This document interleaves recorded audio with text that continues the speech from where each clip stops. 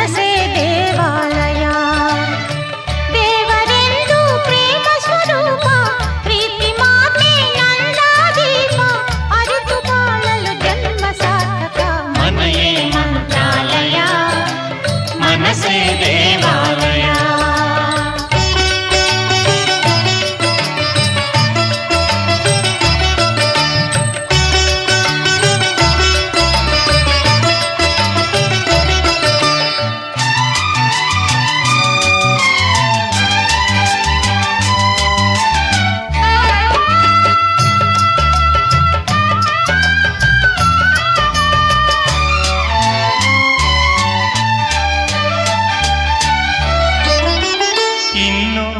ನಮಗೆಂದು ಆನಂದ ಒಂದೇ ಈ ಬಾಳಲಿ.